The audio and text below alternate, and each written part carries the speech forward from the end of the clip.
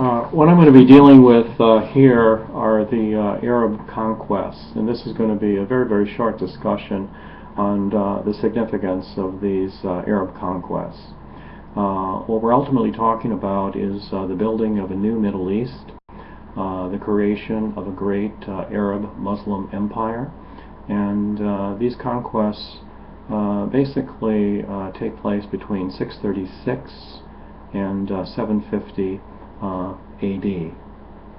Now, to basically set the stage a little bit, you can say that much of the Middle East at this time, in the early 7th century, was an area which was controlled, for the most part, the richest parts of the Middle East, places like Egypt, Syria, Palestine, Anatolia, what is now modern Turkey.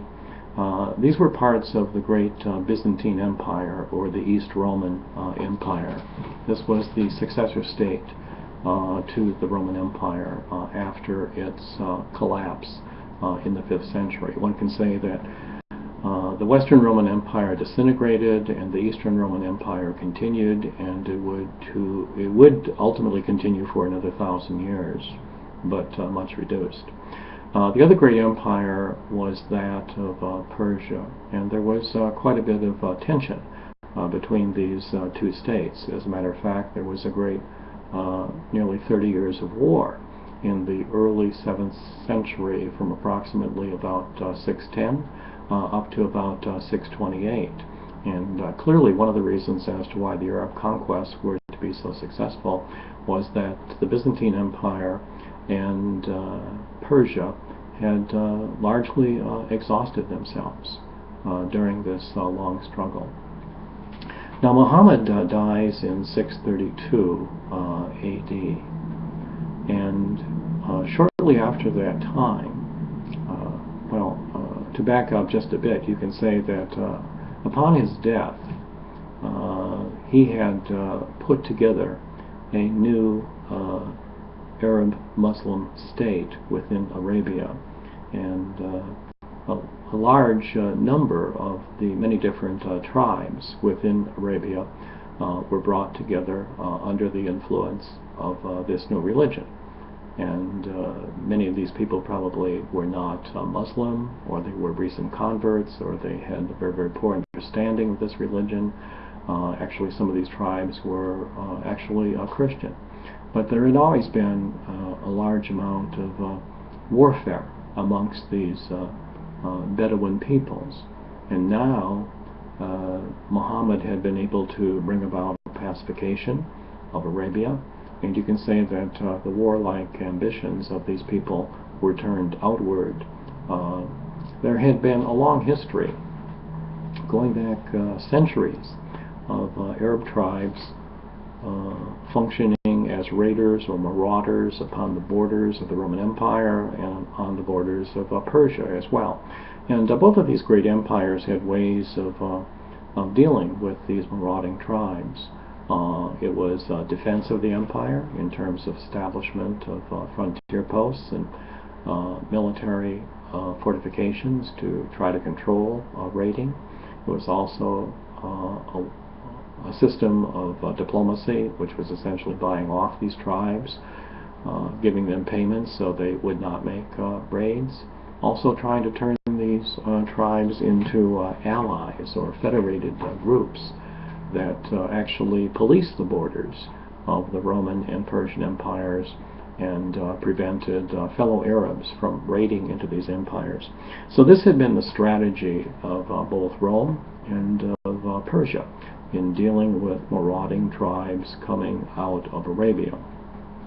Now things were a little bit different. You can say that these Muslim armies that swept out of Arabia after the death of Muhammad in 632 were in the very beginning sort of like raiding parties, but they found that they were able to move very, very easily, both against Rome and Persia. And when I say Rome, I mean the Byzantine Empire, because when we talk about the Byzantine Empire and the Roman Empire, we're using these terms essentially interchangeably. One of the great battles that tipped power to the Muslims was the Battle of Yarmouk on the Yarmouk River in modern-day Syria. And this is where the Roman Byzantine forces were defeated, and as a result you can say the whole of Syria and Palestine were opened up to Muslim penetration. Shortly after that there were also some great battles within the Persian Empire, and the Persian Empire was to be actually swept away.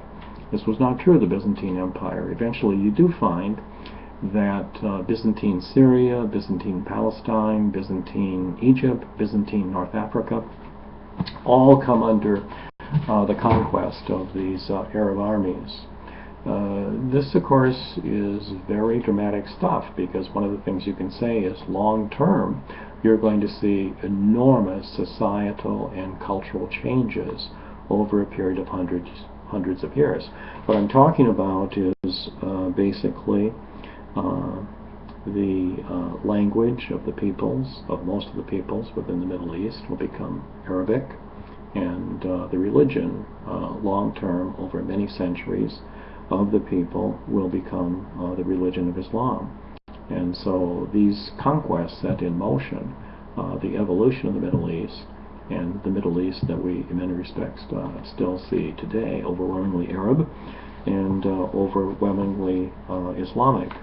Now, all empire builders eventually have to establish a system of administration, and initially the Arab conquerors maintained the governing systems that had been imposed by the Byzantines in the Byzantine Empire in those portions that I mentioned, such as Syria, Palestine, and Egypt. And you find that similarly the Arab conquerors will, for a period of time, maintain the kind of Persian governance system found in the Persian Empire. Many of the Christian peoples in Syria and Palestine and Egypt welcomed these Arab conquerors, because they had experienced religious persecution from the Byzantines. Because within the Christian community there had been these splits over the nature of Jesus Christ.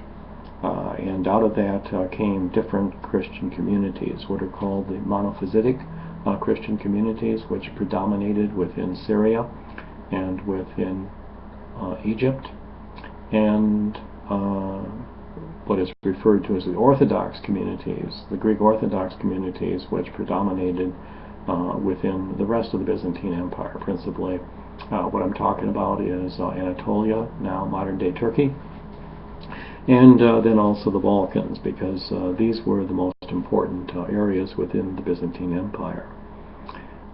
You find that by 711, the Arab conquerors, along with Berber allies, those are the peoples of North Africa, have penetrated into Spain and swept away the Visigothic kingdom, which had dominated in Spain for a period of at least 200 years. So Spain was added to this great Arab Islamic empire. You also find that after Persia was overwhelmed, the Arabs swept into Central Asia. And again, over a very long period of time, hundreds of years, you find that much of this area is going to be Islamicized as well. There is a difference, though, because you can say that in much of what you could refer to as the Semitic regions of Syria and Palestine, where the peoples spoke either Aramaic or Syriac, which are languages related to Arabic. The Arabization of these peoples was something of an easier thing to do. The Arabic language, however, is not going to become the language of the Persian peoples. They will keep their national language, which is most of the Iranian or Persian people are speaking a language which is called Farsi. So between the death of Muhammad in 632 AD and 750 AD, much of what we refer to as the Western world what had been the Greco-Roman world for approximately 1,000 years and more is brought under the sway of this new religion and these people who have come out of Arabia, the Arabs. And you have this colossal empire. So from really the Silk Road in Central Asia all the way to Spain, going through the Middle East and North Africa into Spain, at one time you have one government that predominated, which was headquartered initially in Damascus under the Umayyads, and then later in Baghdad under the Abbasids. And so that's basically as far as we'll go, because I've exceeded my 10-minute limit.